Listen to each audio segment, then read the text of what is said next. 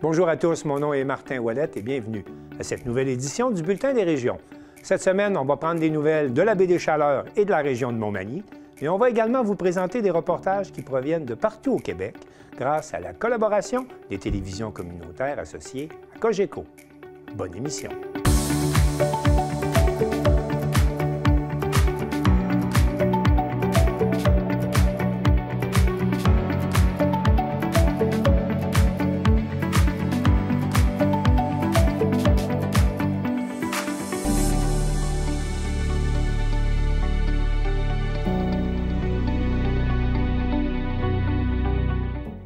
Au sommaire de l'émission cette semaine, à Plessisville, l'accessibilité aux services de santé est au cœur de la campagne à la mairie. On fait le tour des actualités dans la baie des Chaleurs et dans la région de Montmagny. À Amqui, c'est la nuit des sans-abri. À Sainte-Anne-des-Monts, une rare cérémonie de citoyenneté canadienne haute en couleurs. À Montjoly, la Maison des Jeunes souligne son 45e anniversaire. À la visitation de l'île du Pas, un four communautaire et des formations pour les citoyens. À Chandler, le club de course Les Pas d'allure dépasse ses objectifs. Mais pour commencer cette émission, on va se rendre à Shawinigan, plus précisément au congrès de la Fédération des télévisions communautaires autonomes du Québec, congrès auquel participaient 24 stations de télévision communautaire et auquel participait également Chantal Bédard de C'est sur.tv et elle nous a préparé un reportage.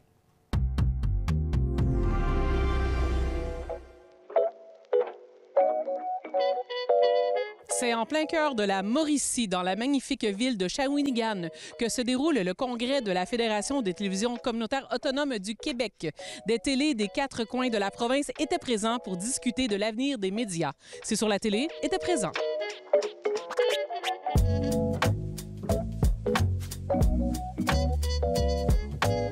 Un colloque important aujourd'hui avec la Fédération des télévisions autonomes du Québec. Qu'est-ce qu'on retient jusqu'à date? Bien, ce qui est intéressant, c'est de voir la participation. Je pense 24 membres sur 42 qui sont présents cette fin de semaine ici à Shawinigan. C'est vraiment un très bon taux de participation. Qui donne beaucoup de matière à penser puis à réfléchir, puis des pistes de solutions surtout, là. Remue-ménage de retour à ma station, là.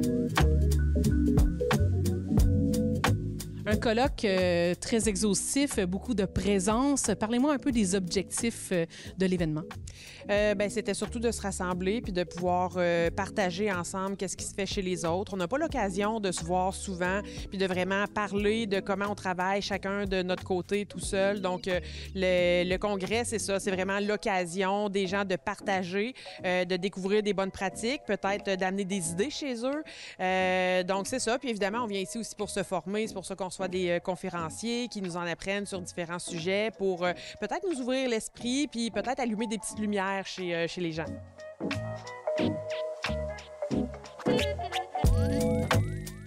Qu'est-ce qu'on retient jusqu'à date? Qu'on est une Moses de belle gang, puis qu'on mérite d'être connu encore plus. On se questionne, puis on a des réponses entre nous autres, on s'échange des questions. Une assemblée générale aussi des membres avec la présentation de ce qui s'est passé l'année passée, mais ce qui s'en vient en 2026. Parlez-moi un peu des objectifs qu'on a présentés à l'Assemblée générale. Oui, bien, dans les dernières années, on a fait un gros travail de représentation pour se faire reconnaître, surtout au niveau fédéral, dans les différents programmes qui ont été mis en place dans les dernières années. Le travail n'est pas terminé. On va focusser là-dessus, surtout au début de cette année. Après ça, évidemment, c'est pas nous qui gérons, évidemment, l'agenda politique fédéral ou provincial, mais il va y avoir des élections provinciales. Donc, on va certainement en profiter pour faire valoir l'importance de la télévision communautaire au Québec, puis aller chercher des engagements, peut-être, des différents partis politiques avant les élections, justement. Lorsqu'on se rencontre comme ça, c'est que tout le monde est favorable, tout le monde est content de se voir, puis tout le monde s'inspire entre nous. Les enjeux qu'on connaît de notre côté, dans notre région, on se pense un peu seul au monde. Bien, on se rend compte assez rapidement que c'est assez universel dans différentes régions du Québec. comment bien se positionner quand tu es justement un média communautaire, un organisme communautaire général, comment aller chercher des nouveaux auditeurs, comment bien vendre ton produit pour convaincre les gens que c'est important puis que c'est utile pour eux. Donc, c'était vraiment super intéressant. Et pour aider les médias locaux à se démarquer dans le paysage médiatique du Québec. Merci infiniment. Ça fait plaisir.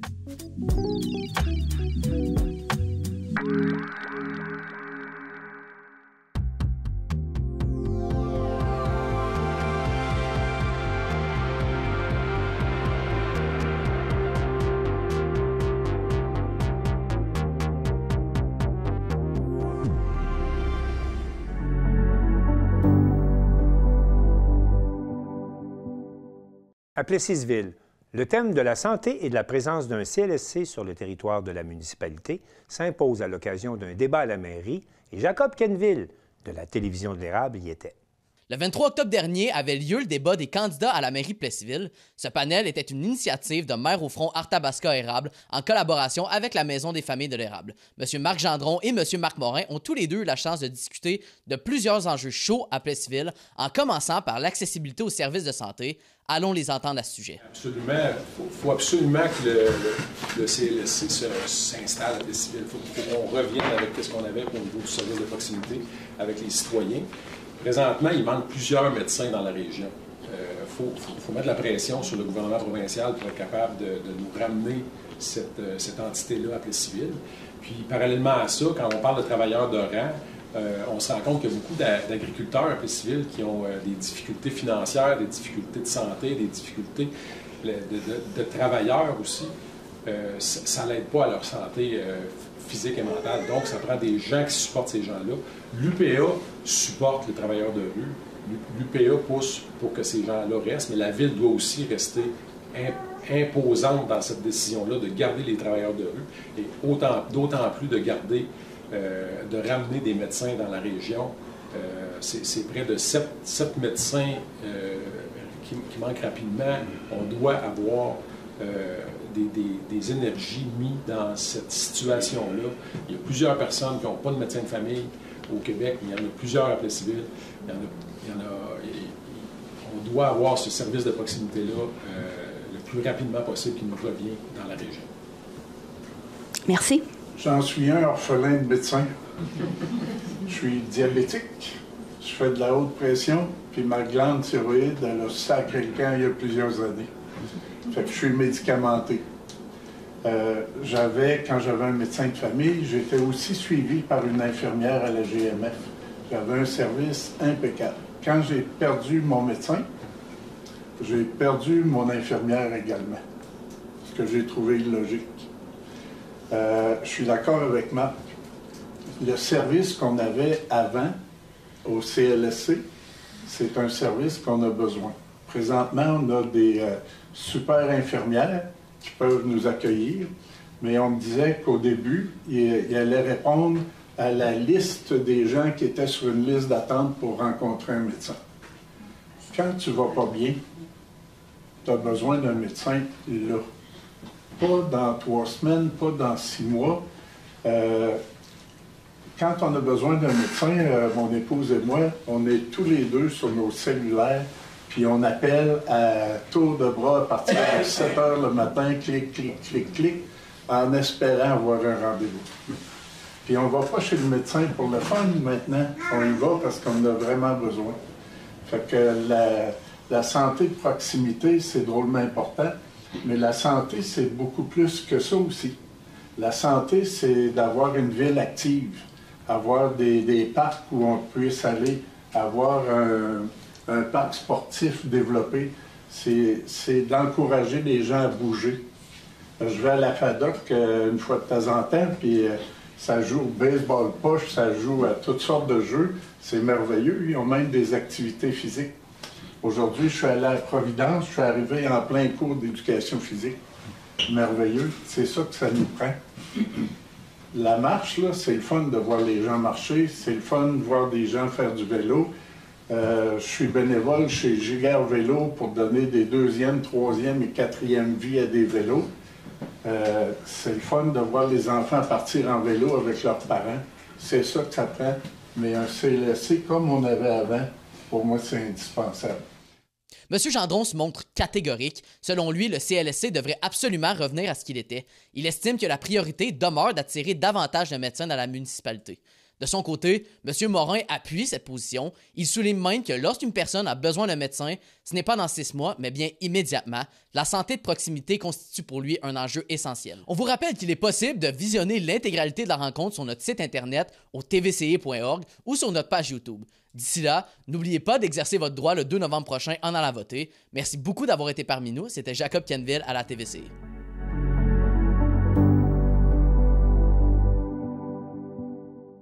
Je m'entretiens maintenant avec Jean Carbonneau de CEMA TV dans le secteur de Montmagny, ainsi qu'avec Simon Thériault de Télévague dans la baie des Chaleurs. Messieurs, bonjour. Bonjour, Martin. Salut, Martin. Bonjour. Simon Thériault, on va commencer avec vous. Vous voulez nous parler d'une pièce de théâtre qui nous questionne quant à notre relation avec la science. Oui, c'est ça. C'est la pièce, on dit une pièce, mais c'est aussi sous forme de conférence interactive. C'est Les Poissons rouges. C'est de l'Association des communicateurs scientifiques du Québec. Puis présentement, ils sont dans leur grande tournée gaspésienne. Les âges, je te dirais que c'est pour les plus grands, les 15 ans et plus, puis leurs parents. Mais qu'est-ce que c'est comme pièce? Qu'est-ce que c'est comme pièce interactive, justement? Parlez-moi de ça. Comme pièce interactive, je te dirais que ça questionne vraiment sur les rapports de la science à l'ère du scientifique. Rapport à la science à l'ère du numérique. C'est un concept, c'est vraiment un mélange d'art et de science. Puis la troupe est composée de 2 comédiens. Puis ce qui est intéressant, c'est qu'il y a un communicateur scientifique. Donc, une fois que les comédiens ont terminé la pièce, là, on passe vraiment à la partie interactive avec le communicateur scientifique. Puis, ce qui est plaisant, c'est que le communicateur scientifique, c'est une personne de la région qui est engagée. Il s'appelle Olivier Maton, puis lui, il est originaire de Maria.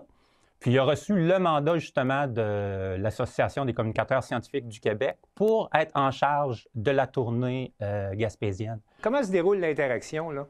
L'interaction, c'est que je te dirais, ce qui est vraiment important pour eux, c'est le gros message de la pièce, c'est qu'il existe des vérités, mais que c'est soit une vérité scientifique ou religieuse, une croyance. Donc, on a tendance souvent à mélanger les deux. La croyance, une personne dit telle chose, c'est la vérité. Mais la science, c'est pas ça. La vérité scientifique, c'est vraiment basé sur des expériences, des faits, qui peuvent être répétés à volonté dans des conditions contrôlées. Donc, ce qui fait que ça donne plus une conclusion valable. Je peux te donner un exemple que j'ai vraiment aimé dans la pièce. Je vais l'appeler l'exemple gaspésienne. C'est que les 2 personnages, à un moment donné, ils parlent du grand-père de la fille. Puis, c'est l'exemple des fruits de mer. Si on boit du lait avec des fruits de mer, bien, on risque de tomber malade, ce qui est une vieille croyance d'aînés. Puis, moi, c'est drôle parce que je l'avais déjà entendu, celle-là. Oui. J'avais déjà bu du lait avec des fruits, en mangeant du homard. Puis, ça avait tombé que je n'avais pas filé le soir. Fait que moi, dans ma tête, je me suis dit, bien, Colin... Vous aviez une croyance. Moi, je le disais à mes enfants. Oui, c'était une croyance, puis je le disais à mes enfants en plus, buvez pas de lait en mangeant des fruits de mer, vous allez être malade. Mais c'est ça. Mais eux autres, dans la pièce, ils démontrent que lui a pris 7 autres personnes de sa parenté, puis au final, les 7, aucune personne a été malade. Mais si la science pousserait ça encore plus loin, on dit fruits de mer, mais là, on dit peut-être faire un essai avec juste du crabe, juste du homard. Fait que c'est un peu ça l'exemple, là. C'était vraiment spécial comme pièce, là, tout le côté scientifique et croyance. Vous me dites, cette pièce qui s'appelle Le Poisson rouge là, est actuellement en tournée. Est-ce qu'on a une idée d'où la pièce va s'arrêter dans le courant des prochaines semaines? Oui.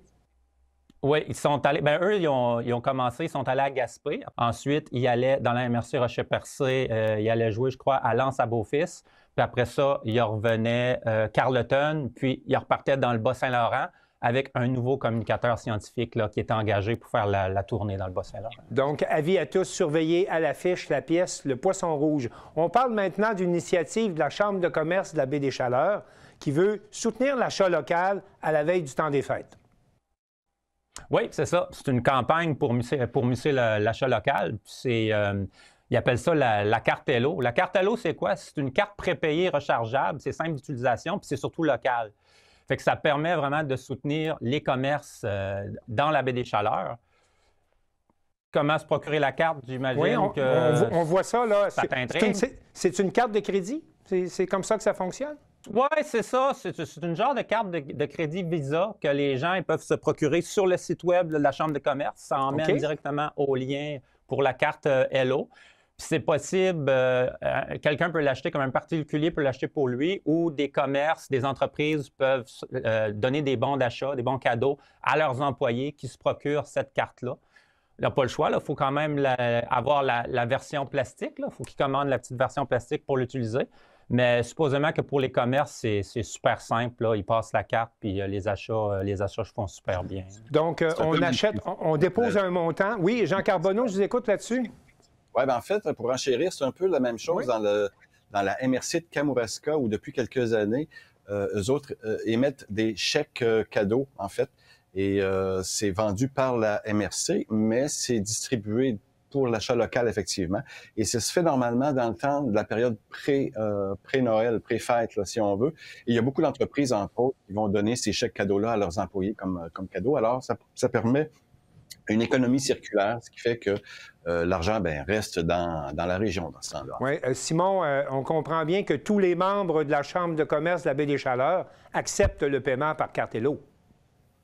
Oui, c'est ça. Ils ont des membres, puis ils ont quand même plusieurs commerces. Là. Ils ont en haut d'une 50aine de commerces. Fait que c'est quand même vraiment bon là, pour la MRC Bonaventure. La baie des Chaleurs en large, là, c'est très bon. C'est une belle campagne, c'est bien amorcé. Là. Alors, soutenons l'économie locale. On voit ça un peu partout dans nos régions. Je vais maintenant aller voir Jean Carbonneau. Jean Carbonneau, bonjour. J'apprends que dans le nouveau quartier résidentiel des Écoliers à Montmagny, on va honorer une enseignante. Oui, effectivement. Il s'agit de sœur Rachel Deschênes, qui est décédée depuis quelques années maintenant. C'était une des dernières religieuses, sinon la dernière qui a été domiciliée à Montmagny même. Elle faisait partie de la congrégation des Sœurs de Notre-Dame. Et ce sont des religieuses qui étaient... passaient leur vie à enseigner, en fait. Et elle, c'était une religieuse qui était très appréciée dans la région même de Montmagny. Et puis, étant donné que le secteur où cette rue a été érigée, si on veut, c'est dans le secteur, justement, de l'école Saint-Pédis, une école élémentaire, dans un secteur où il y a beaucoup de constructions neuves. Alors, il y a eu un développement résidentiel dans ce secteur-là. Et il y a eu consultation, effectivement, auprès de la population et le comité... Le comité qui s'occupait du nom des rues, en fait, a choisi ce nom-là, qui est le nom de la sœur Rachel Deschênes, comme on peut voir probablement sur la photo. Donc, on aura maintenant la rue Rachel Deschênes sur un nouveau quartier résidentiel. Et ça me questionne un peu. Est-ce qu'il y a beaucoup de construction actuellement à Montmagny? On parle quand même un nouveau quartier résidentiel. C'est important pour une municipalité. Alors, effectivement, depuis quelques années, il y a beaucoup d'investissements et de constructions nouvelles, autant des multilogements comme dans ce secteur-là, en fait, le secteur des écoliers, c'est un secteur qui est relativement jeune. Alors, la rue actuellement s'est intégrée, si on veut, au quartier qui était en développement ou qui est encore en développement. Voyons maintenant, si vous voulez bien, du côté du parc éolien. Là, on a un nouveau parc résidentiel à Montmagny, bravo. Mais également, oui, c'est ça, on a appris également que le Bureau d'audience publique sur l'environnement avait déposé son rapport en ce qui a trait à l'implantation de parcs éoliens dans la MRC de Montmagny. Pouvez-vous nous en dire plus long? C'est un projet qui est en préparation depuis quelques années déjà et qui est chapeauté par la compagnie Kruger qui va installer des éoliennes dans le secteur de Montmagny-Sud. Alors nous sommes au littoral, ici sur le bord du fleuve, et la MRC de Montmagny s'installe, si on veut, jusqu'à la limite de la frontière américaine. On parle de 2 parcs éoliens qui seraient implantés dans votre région. Effectivement. Donc, il y a le parc qui est dans le secteur de Saint-Paul-de-Montmagny, qui est un village qui est environ à une 40aine de kilomètres au sud de la ville de Montmagny. Et puis, un petit peu plus à l'est, ce qu'on appelle la forêt domaniale des Appalaches. Alors, il y a un autre parc qui va normalement s'installer à cet endroit. Le BAP, le Bureau d'audience publique sur l'environnement, devait tenir des audiences publiques. Elles ont été tenues l'été dernier, donc en juin et en juillet 2025. Et le rapport a été justement déposé par la commission du BAP, a été déposé au bureau du ministre Bernard Drainville la semaine dernière. Et dans les recommandations de ce rapport-là, on demande, autrement dit, à Kruger et aux autres intervenants de refaire leur devoir un peu, étant donné qu'il y avait des préoccupations au niveau environnemental, au niveau du bruit, etc., etc. J'ai deux questions pour terminer là-dessus. J'aimerais savoir, est-ce qu'on a une idée du nombre total d'éoliennes qui seraient implantées dans ces deux parcs? Et quelle est la réaction du ministère de l'Environnement suite au dépôt de ce rapport? Ben, pour le ministère, c'est encore très récent, alors c'est sûr qu'eux autres vont probablement l'analyser, puis il y aura une suite à ça qui est attendue dans les prochains mois, nécessairement. Donc, on parle de 28 éoliennes pour le parc de Saint-Paul de Montmagny. Ça équivaut, si on y va avec les chiffres, là, 7 MW sur 196 MW au total, 552 millions de dollars d'investissement. Quand même. Puis le parc de la forêt domaniale des Appalaches devrait, elle, compter 30 éoliennes pour 6 MW, ce qui totalise 180 MW pour 607 millions de dollars. Alors, ce sont des investissements très importants dans une région qui est je ne peux pas dire défavorisée, mais dont l'économie est très n'est pas à la hauteur de ce qu'elle pourrait être. Nécessairement, les régions sont pas dévalorisées, mais beaucoup moins de population vieillissante. Alors, ce sont des investissements qui sont très bien très bienvenus. Parce qu'on parle de près d'1 milliard là, comme tel pour deux... Parce qu'il y aura quand même des redevances qui vont être redonnées aux municipalités concernées dans les dizaines de prochaines années, là, justement, ce qui va apporter quand même beaucoup d'argent aux municipalités puis aux régions. Alors, on confirme que, donc, on attend des réponses du ministère de l'Environnement. Il y a eu, au moins, je sais là qu'il y a d'autres régions au Québec qui ont également des projets d'implantation de parcs éoliens pour lesquels le BAP a déposé ses rapports. La question, c'est de savoir, est-ce que le ministre de l'Environnement, puis est-ce qu'on va aller de l'avant avant les prochaines élections provinciales, qui sont maintenant dans 11 mois, là, ou 1 an au maximum, là, oui? Alors, c'est à suivre. Oui, vous avez bien raison. Parlons maintenant des élections municipales. Je vais rejoindre tout de suite Simon Thériault. Simon, j'aimerais savoir, dans votre région, on parle de la baie des Chaleurs. Quelles sont les luttes là, à surveiller pour les différents postes à la mairie? OK. Bien, les luttes à surveiller, je te dirais qu'il y a vraiment deux villes. Le plus près d'ici de Saint-Godefroy, c'est la ville de Passepébiac, où il y a 3 candidats là, qui se battent pour avoir le poste. Oui, c'est quand même impressionnant. Puis aussi, bien, c'est des candidats de choix aussi. On a Sandra Langlois, qui est conseillère depuis 4 ans déjà. C'est une enseignante à l'école d'Assources de Passepébiac, qui est l'école primaire de Passepébiac. Puis on a Jérémy Laplante. Jérémy Laplante, c'est un peu le jeune loup de 23 ans. Lui, il est conseiller depuis 2 ans. Puis il a étudié en affaires publiques puis en relations internationales à l'Université de Laval. Puis lui, il se voit vraiment comme le nouveau maire de Passepébiac. Donc, c'est assez intéressant. Puis comme 3e candidat, on a Louis Breton. Louis Breton, il n'est pas beaucoup connu à Passepébiac. Ça fait pas longtemps qu'il est là, mais c'est quand même un ancien directeur général de la municipalité de Notre-Dame-du-Portage puis de la ville de Lillet. Fait qu'il y aurait quand même les connaissances puis le savoir pour pouvoir être un nouveau maire de la ville de Passepébiac aussi. Effectivement, 3 candidatures intéressantes. Est-ce qu'il y a d'autres luttes à surveiller dans la région?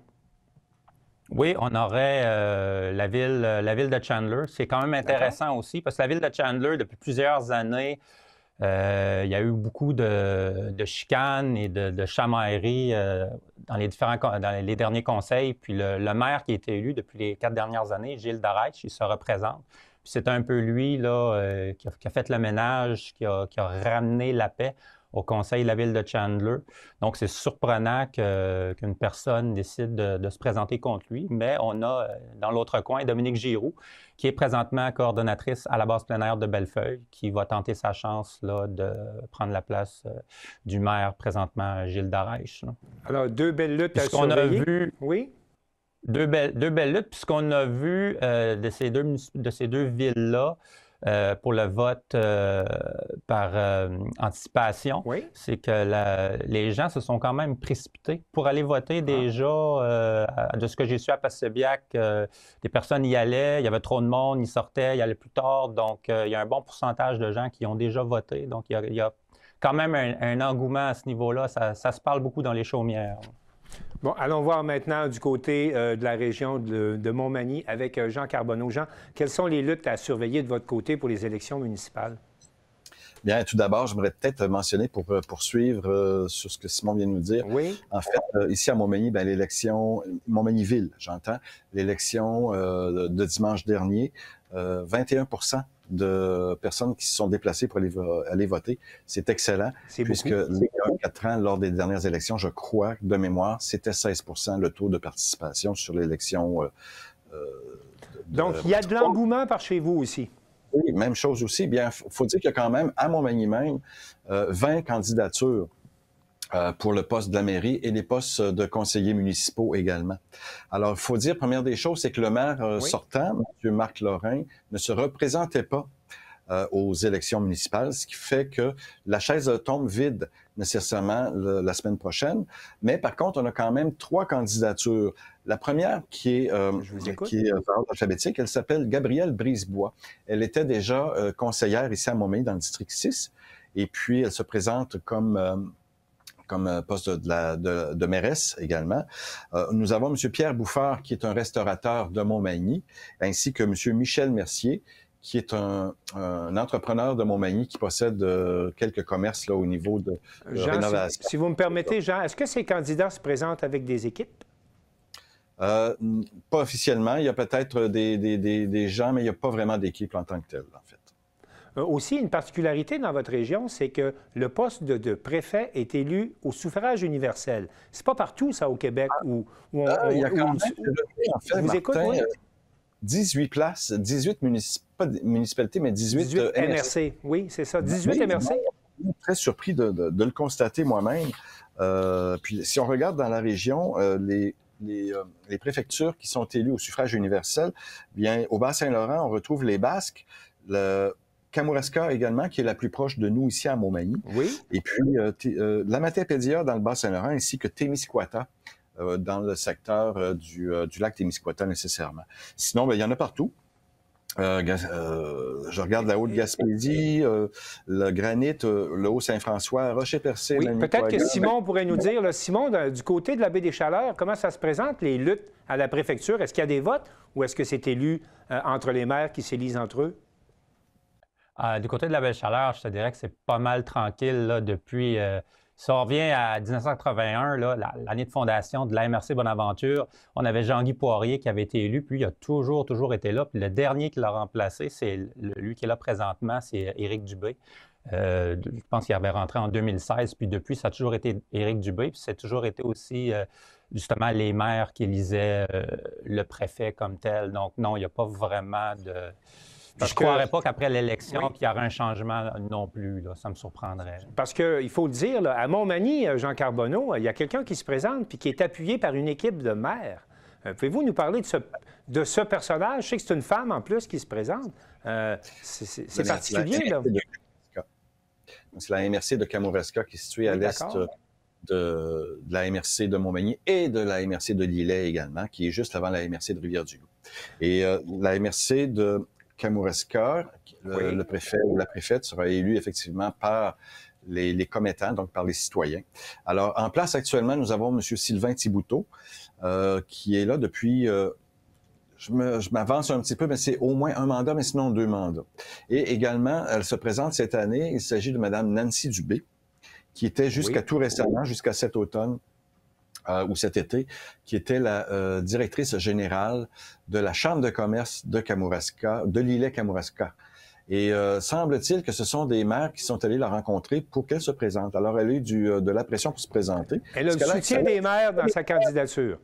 Elle a le soutien de certains maires. OK. Nécessairement. On ne peut pas dire si tous les maires sont derrière elle, mais par contre, elle a le soutien de quelques maires, certainement, effectivement. Bon, alors, Jean Carbonneau, Simon Thériault, merci beaucoup pour cette tournée des actualités dans votre région. On le rappelle, hein, important d'aller voter dimanche, et puis dans les prochaines semaines, on pourra voir avec vous les résultats de cette élection. Alors, merci beaucoup, messieurs, et au plaisir. Au plaisir. C'est moi qui commence, Martin.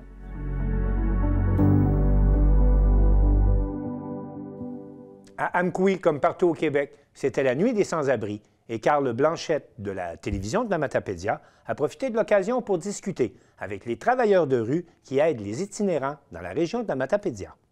La communauté d'Amqui s'est réunie pour la Nuit des sans-abri, un moment de solidarité et de réflexion sur la réalité de l'itinérance, même ici dans la vallée de la Matapédia. Nous avons rencontré les travailleurs de rue pour parler de la situation dans la région et de l'importance de sensibiliser la population.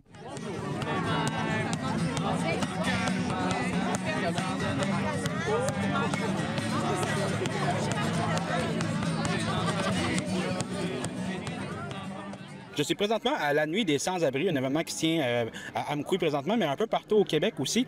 Je suis avec 3 travailleurs de rue de la vallée, donc je vais vous laisser vous présenter. Étienne Tardy. Nicolas Villeneuve. Marie-Belle Thibault. J'aimerais ça que vous m'expliquiez c'est quoi la Nuit des sans-abri, puis pourquoi c'est important de souligner cet événement-là ici dans la vallée de la Matapédia. En fait, la tenue de la Nuit des sans-abri dans Matapédia, c'est pour un peu briser le mythe que l'itinérance n'est pas une réalité dans la région. C'est bel et bien une réalité. Puis l'événement prend place pour montrer un mouvement de solidarité envers cette problématique sociale-là qui est en expansion. Donc, c'est un beau mouvement de solidarité. On a beaucoup de gens qui se sont présentés ce soir, puis c'est beau à voir. Moi, je pense que c'est à peu près la double de gens qu'il y a eu l'année passée environ. J'ai pas eu le décompte total, mais apparemment qu'il y aura plus de gens qu'il n'avait l'année passée, puis l'événement va être en grandissant, c'est sûr, là, au fil des années. J'aimerais aussi savoir c'est quoi la différence entre l'itinérance dans une région comme ici puis en ville. Parce qu'ici, on dirait peut-être qu'on la voit moins un petit peu. On la voit clairement moins. C'est sûr que justement, Québec, Montréal, les grands centres, l'itinérance, on va la voir littéralement. Les gens vont dormir dans la rue, santé mentale, peu importe. Ici, ce qu'on va avoir, c'est l'itinérance cachée. C'est des gens qui vont dormir chez des amis, dormir sur les divans, qui vont réussir à avoir une chambre. Mais non, en effet, c'est une grosse différence. On en a ici dans Matapédia. C'est pas juste à Québec-Montréal. Puis l'évolution de la situation de l'itinérance dans la région au travers des années, là, ça a évolué comment? Bien, évidemment, il y en a toujours eu. Ceux qu'on voyait pas, évidemment, ceux qui se promènent d'un divan à l'autre, d'un appart à un autre, ou qui squattent plusieurs personnes dans le même appartement, un, 2,5, des fois, ils peuvent être 3, 4. Fait que ça a toujours existé, en fait. Mais là, on en voit de plus en plus l'itinérance qui est visible. On a donné des tentes cet été, chose qu'on n'avait pas faite auparavant. Il y en a beaucoup plus, puis heureusement, bien, la population et je crois les organismes, et en fait tout le monde est beaucoup plus sensible à la cause et on a réussi à développer un petit hébergement d'urgence, mais tu sais, ça réglera pas toutes les situations. Les places, c'est sûr, ils se tombent assez rapidement. C'est difficile avec les ressources qu'on a ici. C'est quoi les facteurs qui peuvent mener à l'itinérance ici en région? Différents facteurs. Les différents facteurs. Santé mentale, la hausse des prix, la hausse des loyers, les consommations. Tout peut être une cause, mais souvent, ce qu'on va retrouver, c'est un gros amalgame de ces différentes causes-là qui vont créer justement une chute. Puis, c'est ça. C'est ça, excusez. C'est un peu comme le même principe un peu partout. C'est juste qu'ici, peut-être qu'on la voit moins un petit peu parce qu'on a plus de connaissances de personnes qui, dans le fond, de familles proches ou des amis un peu pauvres. Du surf-couch un peu. Oui, en effet. C'est quoi les ressources qu'il y a dans la région pour aider les personnes en milieu d'itinérance? Bien, en fait, les ressources, il n'y a aucun programme dédié juste à l'itinérance. Comme à Québec, il y en a des travailleurs de rue dédiés à l'itinérance, d'autres plus à la prostitution. Ils ont des volets particuliers. Tandis qu'ici, en région, bien, on touche un petit peu à tous ces volets-là. L'itinérance prend beaucoup de notre temps parce qu'on a peu de solutions. Fait que les ressources, c'est sûr qu'avec les collaborations entre les organisations, juste le fait d'avoir une belle sensibilité à la cause, puis une ouverture à des possibilités d'hébergement peut-être dans le futur, mais on est limité en ressources pour l'hébergement. Puis, qu'est-ce qu'on peut faire comme citoyen pour faire la différence? C'est sûr qu'en partant, prendre conscience de la problématique, c'est la première étape là, pour s'enligner vers des solutions en tant que citoyen. En être conscient, c'est de un. Ensuite de cela, c'est d'en parler à ses proches, aux gens qui nous entourent. Plus qu'on en parle, plus que ça va être dans la conscience des gens. Donc, il y a ça. Ensuite de cela, c'est pas tout le monde qui est à l'aise d'intervenir eux-mêmes dans ces situations-là, mais lorsqu'on sait pas quoi faire, ben il y a toujours des gens qu'on peut solliciter là, qui peuvent venir aider dans ces situations-là, c'est-à-dire par exemple les travailleurs de rue. On peut aussi passer par les services d'urgence, là, informer la police. C'est toutes des petites actions qui ont l'air anodines, mais que si tout le monde y met un peu du sien, on peut faire une différence. Bien, merci beaucoup d'avoir répondu à mes questions et d'avoir démystifié un peu l'itinérance qui pourrait avoir ici, qu'il y a ici, qui existe. Donc, merci beaucoup. Merci. Merci. Bonne soirée.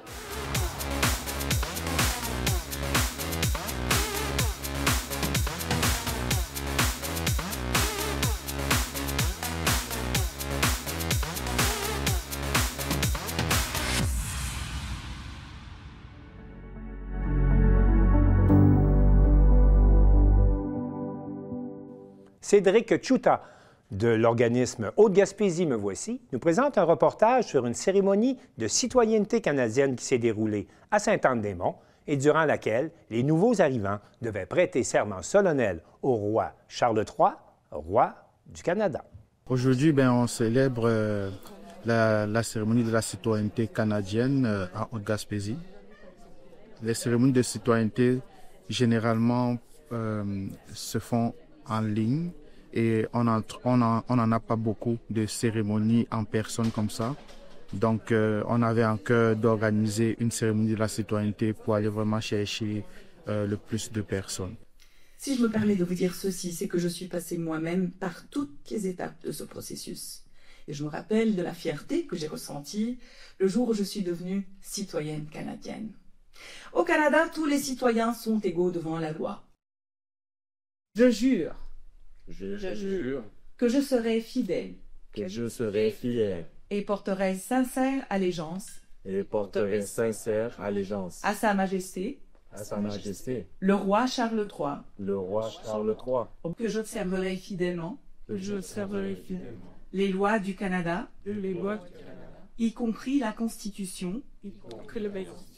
Qui reconnaît et confirme les droits ancestraux et issus de traités des Premières Nations, des Inuits et des Métis, Chers nouveaux citoyens, chères nouvelles citoyennes, c'est avec une grande fierté que je vous adresse aujourd'hui ces quelques mots, à l'occasion d'un moment que vous n'oublierez sans doute jamais. Votre entrée officielle dans la citoyenneté canadienne. Ce moment, vous l'avez mérité. Il est le fruit de vos efforts, de votre persévérance, de votre engagement envers votre nouveau pays. Donc moi, c'est Claire Léger. Je suis originaire de l'Indre-et-Loire, en France. Et j'habite à Saint-Marcelin, à côté de Rimouski, dans le Bas-Saint-Laurent. Et donc moi, c'est Steve Joncoux. Je suis originaire de France aussi, mais de l'Auvergne, dans le centre de la France. Et je vis aussi à Saint-Marcelin avec Claire. Eh ben, aujourd'hui, on est venu faire la dernière étape de notre immigration ici au Canada. On est venu faire la cérémonie de la citoyenneté canadienne.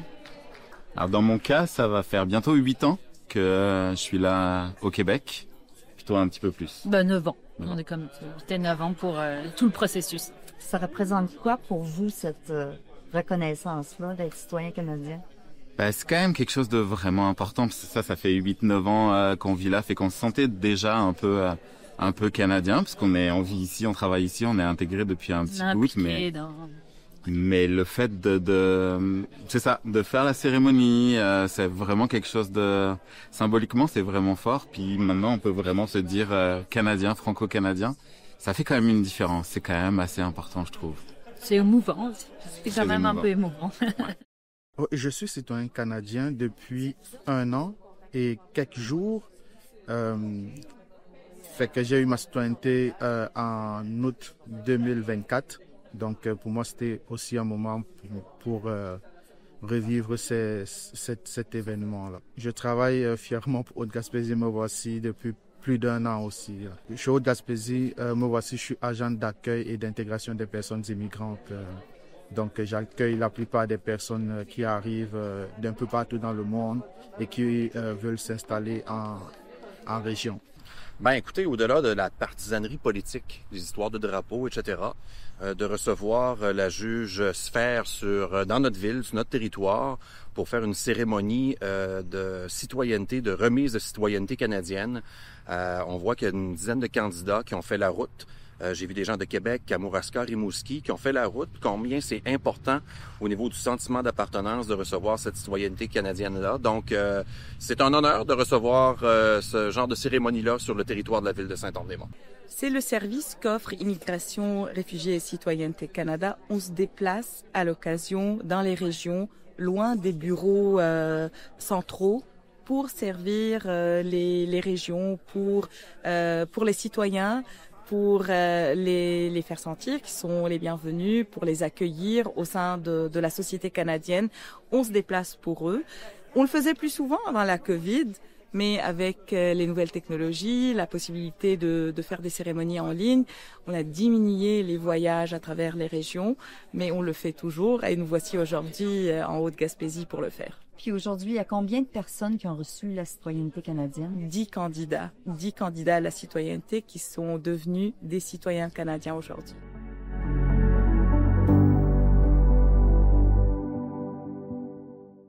C'est pas tous les jours qu'un organisme communautaire fête son 45e anniversaire, et c'est le cas à la Maison des jeunes de Montjoly. L'équipe de la télévision de la Métisse est allée y faire un tour. Eh bien, Mélissa Villeneuve, donc du côté de la Maison des jeunes de Montjoly, on le voit sur l'affiche derrière nous, là, donc c'est le 45e anniversaire, c'était aujourd'hui, ça s'est bien passé. Oui, on a été agréablement surpris de toutes les personnes qui sont venues nous visiter. On a eu des gens de la communauté, on a eu des gens un petit peu plus du monde politique, on a eu des jeunes, mais aussi des anciens jeunes qui ont fréquenté autrefois la Maison des jeunes et qui nous ont livré des superbes témoignages. Et aussi, qui se sont laissés aller, donc vous allez maintenant avoir un souvenir sur le mur extérieur. Oui, dans le fond, on a réalisé une fresque qu'on appelle la fresque des anciens. Ce que ça veut dire, la fresque des anciens, c'est qu'on a invité les jeunes qui ont passé à la Maison des jeunes à laisser leurs traces. Et par la suite, on va pouvoir l'afficher juste ici derrière nous. Et chaque jeune qui va quitter la Maison des jeunes, ça va faire partie du rituel de départ. Donc, on va lui demander de laisser sa trace lui aussi, mais juste en quittant. Donc, ça crée un suspense parce qu'on peut pas juste mettre notre trace. C'est vraiment quand on a fini notre parcours à la Maison des jeunes qu'on peut le faire. Et de ton côté, sur les 45 ans, il y en a quand même une bonne... près de 20-25 ans. Donc, je pense que ça fait 20 ans que tu es impliqué dans la Maison des jeunes, en quelque sorte. En tout cas, que tu la fréquentes. Oui, dans le fond, il y a un certain temps, début des années 2000, moi, quand je suis arrivée ici à Montjoly, j'arrivais de la Montérégie à 13 ans. C'est pas un moment facile d'arriver à cet âge-là. On perd tous nos amis, on perd tous nos repères. Je connaissais presque personne ici, littéralement. Puis c'est une de mes tantes qui m'avait parlé de la Maison des jeunes. J'étais venue la fréquenter, et ça, on parle de 2006. Je l'ai fréquentée à peu près 1 an, peut-être un peu avant 2006, parce que j'ai suivi la Maison des jeunes jusqu'à ce qu'elle soit démolie. Donc, moi, j'ai fréquenté vraiment l'ancienne Maison des jeunes, qui était où le stationnement maintenant de la Banque nationale. Quand ça a été démoli, le temps que ça soit relocalisé, ben moi, j'étais rendue presque à 16 ans. Donc, j'avais réussi à faire mes cercles d'amis en venant fréquenter la Maison des jeunes. Puis, je m'étais fait un chum aussi. Je travaillais. Donc, la Maison des jeunes est venue apporter pour moi, à ce moment-là, un soutien ponctuel qui m'a aidé à me propulser plus loin, plus tard dans la vie. Et par la suite, je suis revenue il y a 4 ans. Je me suis impliquée dans un premier temps au conseil d'administration. J'ai aussi soutenu un petit peu la comptabilité. Et quand on a appris le départ de Marie-Ève, qui a été 16 ans à la direction de la Maison des jeunes, j'ai déposé ma candidature. Puis, j'ai obtenu le poste. Donc, je suis vraiment à la direction de la Maison des jeunes depuis 2022. Et la dernière fois qu'on s'est vus, on avait un beau logo juste à côté de toi, mais on l'a jamais expliqué. Qu'est-ce que ça veut dire? Je pense que j'avais juste dit « Ah oui, on va vous parler de notre nouvelle identité visuelle », mais j'en avais pas plus parlé. Exact. Donc, sans plus, je vais peut-être me mettre un côté pour que les gens voient mieux.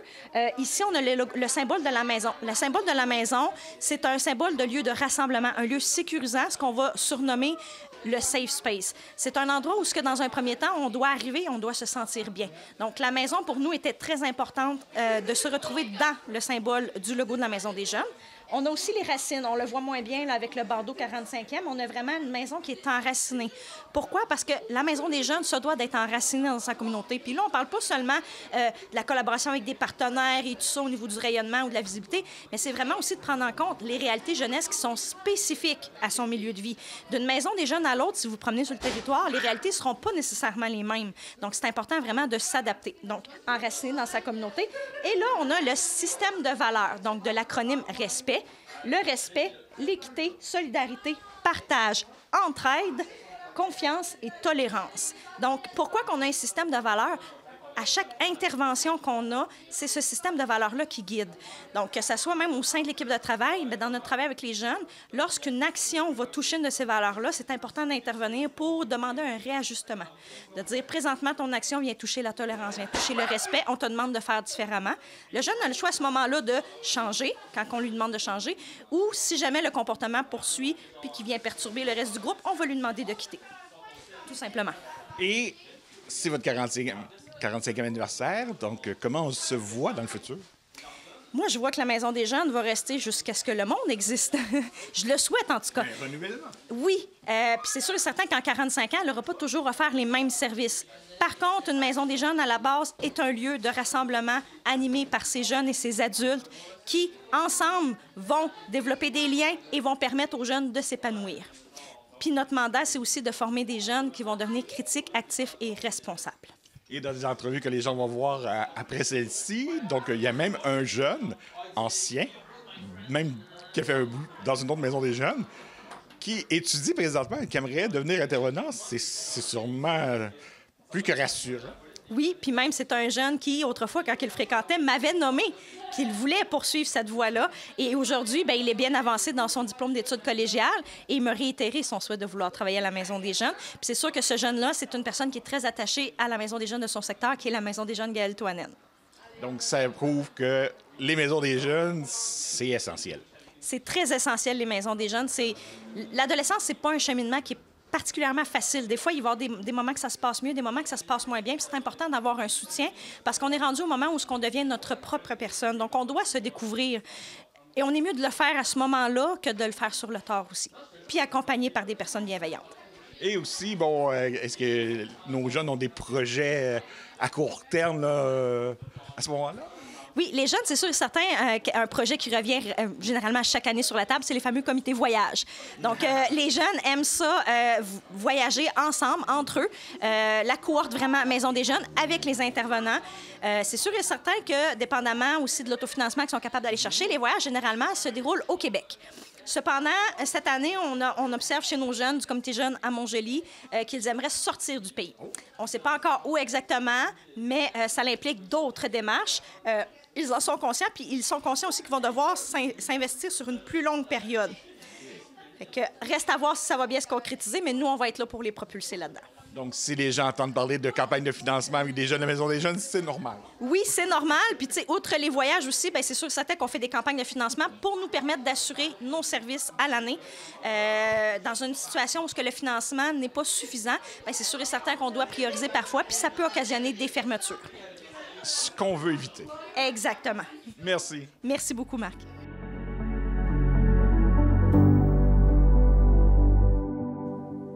La ville de La Visitation de l'île du Pas a construit cet été un four à pain selon la méthode traditionnelle et invité ses citoyens à des cours de formation en cuisine pour utiliser adéquatement ce four communautaire, nous rapporte Mathieu Dubé de CTRB. Bonjour, ici Mathis Dubé, devant la mairie de l'île du Pas ainsi que son four à pain. Cet été, la municipalité de l'île du Pas a fait l'acquisition d'un four à pain ancestral, construit de la même façon que les colons le faisaient, avec de la glaise, la paille et du bois. Après avoir fait une formation pour en faire une utilisation correcte, les citoyens peuvent faire cuire des ragoûts, du pain, de la pizza ou des biscuits dedans. L'un des traits principaux de ce four est de renforcer l'esprit de communauté à l'île du Pas. Aujourd'hui, les citoyens sont invités à une activité de formation pour faire du pain ainsi que de la pizza. Voyons ça. Alors, la recette qu'on va faire ensemble, c'est une recette assez facile. En fait, assez facile. C'est pas vrai, c'est une recette de pain. Là, je veux dire, c'est facile de faire du pain. C'est ça que je vais vous dire aussi. Le message qu'on va se passer ici ce matin, cet après-midi, pas ce matin, c'est que faire du pain, le pain, c'est pas une science. Le pain, c'est la vie. C'est votre pain à vous. Chaque pain sera différent. Vous allez faire votre pain comme bon vous semble. Alors, je vous recommanderais de mettre de côté toute la matière scientifique entourant le pain qu'on nous transmet. Ayez du fun à faire votre propre pain. Sentez la texture de la pâte que vous voulez avoir et la texture du pain que vous voulez avoir. Vous allez déterminer vous-même. Pas besoin de... Là, aujourd'hui, on va de des quantités, on va rien peser. On va pas rien aller... le volume d'eau puis tout le kit, on va y aller selon la base. On va atteindre la texture de pâte qu'on veut. Puis ça va faire un maudit beau pain. Bon, voilà.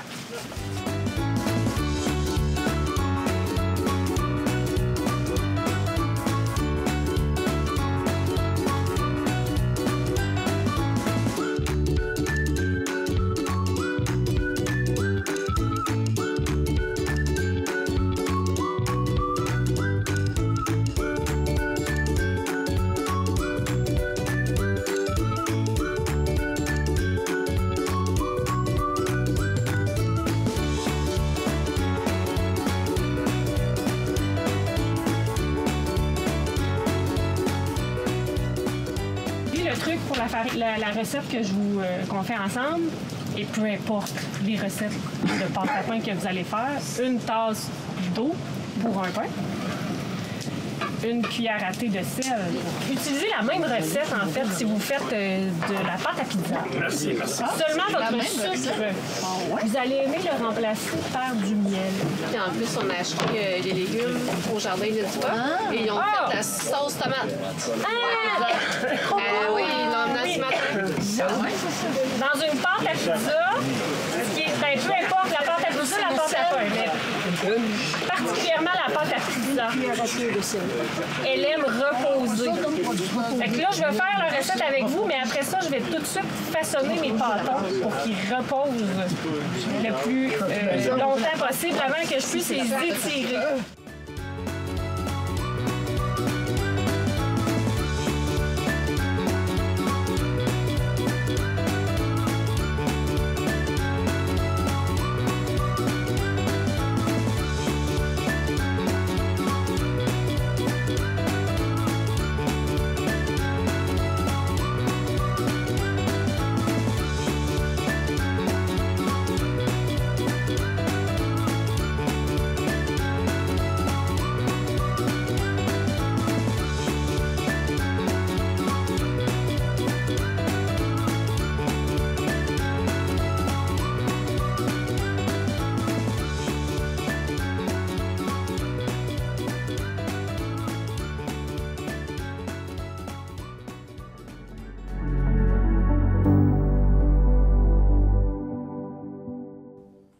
À Chandler, le club de course Les Pas d'allure a dépassé ses objectifs de recrutement, alors que pas moins de 111 coureurs ont parcouru 340 fois une boucle de 6 km à l'occasion de leur campagne de financement. Un reportage de Jean-Denis Laperrière, de la télévision du Rocher-Percé. Le club de course Les Pas d'allure a tenu sa levée de fonds annuelle le samedi 11 octobre dernier à Chandler. En plus de bénéficier d'une météo clémente, l'événement a dépassé ses objectifs. J'ai rencontré 3 étudiantes participantes pour recueillir leur expérience, mais tout d'abord, voici Pierre-Marc Paquin-Proulx, responsable et entraîneur du club. Vous avez fait une levée de fonds samedi dernier sous la forme d'une course. Comment ça s'est passé? C'était une magnifique journée. La population a répondu à l'appel. Justement, là, on en parlait, c'est quand même extraordinaire. Là, on est allé chercher 111 participants.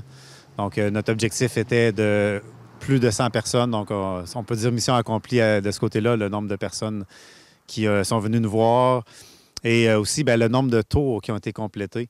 Donc, on parle de 340 tours qui ont été complétés. Donc, si on y va avec 111 personnes, donc, en moyenne, les gens ont fait plus de 3 tours. Donc, on parle de 17-18 km là, que les gens ont réussi à faire pendant notre journée. Donc, en moyenne, là, c'est un bel exploit pour beaucoup de gens. Est-ce qu'il y en a qui ont réussi à faire toute la journée? Oui, on a 6 personnes qui ont fait les 11 tours. Donc, on a 3 adultes et 3 jeunes aussi. Donc, c'est un bel accomplissement pour eux. Puis, bien, il faisait tellement beau à la fin qu'on a décidé de faire un tour supplémentaire. On a fait un tour extra, là, le 12e tour, avec le coucher de soleil sur la baie de Port-Beau, sur la digue. C'était vraiment magnifique. Vous avez amassé combien au total? Donc, on parle d'environ 3 000 $ pour cette journée-là. L'inscription des participants, puis on a eu beaucoup de dons aussi. On a même des entrepreneurs là, qui sont venus, qui sont passés, qui ont vu l'activité, puis qui trouvaient ça vraiment génial de faire bouger la population en moyen de financement. Donc, il y a des entrepreneurs qui sont venus aussi faire des dons, plus justement les dons de la population, les inscriptions. Donc, c'est une belle journée. Puis, bien, ça va nous permettre de faire des belles activités. Donc, l'an prochain, donc cette année, vous avez mis la barre à 100 personnes, vous en avez eu 111. On va tenter l'exploit l'an prochain. C'est sûr qu'on va viser d'avoir au moins le même nombre de participants l'an prochain. Puis il y a déjà des gens là, qui nous ont dit c'est sûr qu'on revient. Puis l'année prochaine, on va se fixer un tour de plus comme objectif. Donc, par exemple, cette année, il y en a qui ont fait justement 3 tours. L'année prochaine, j'aimerais ça faire un 4e tour pour faire la distance demi-marathon. Donc, il y en a déjà qui parlent de l'année prochaine de revenir. Évidemment, ils vont inviter peut-être des amis, des collègues, des membres de leur famille. Donc, on va être de retour dans les mêmes dates l'année prochaine. On est toujours le samedi de la fin de semaine de l'Action de grâce. On va être là en 2026. Parmi les départs, c'est combien que vous avez eu de coureurs sur la même ligne de départ, dans le fond, que vous avez été le plus? Oui, souvent, là, les départs qui sont les plus populaires, on va dire, c'est le départ de 10h et 11h, donc en fin d'avant-midi.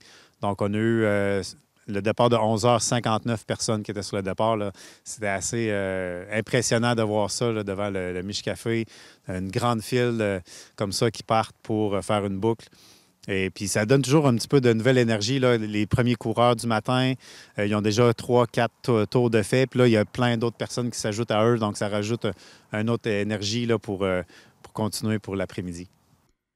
MIF Grenier, Marie-Lou Jonca et Juliette Hardy nous partagent leur expérience sur cette course. Moi, je n'ai fait 5. Moi, je n'ai fait 4. Puis moi, 4 aussi. Fait que ça équivaut un peu à un demi-marathon. Ouais, c'est ça. Ben, moi, je me sens fière, là. C'est ça, c'est vraiment le fun, là. Moi, j'aime ça courir, là. Ouais, moi aussi, fière, mais brûlée aussi. Ouais, c'est ça qu'on a les gens un peu, genre, finis à la fin, mais c'est vraiment comme un accomplissement qu'on fait. Fait qu'on est vraiment fiers de nous à la fin, là. Ouais. On se laisse sur des photos prises lors de la journée par Pierre-Marc Paquin-Proulx.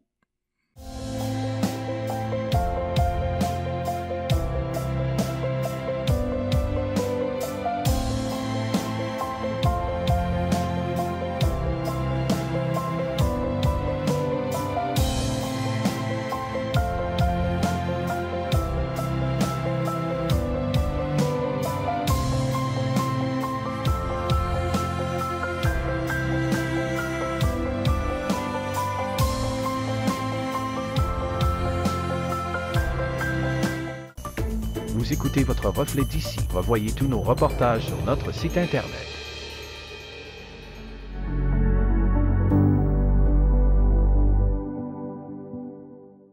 C'est tout pour le bulletin des régions cette semaine. J'espère que cela vous a plu. Je remercie toutes les stations de télévision participantes et je vous dis à bientôt.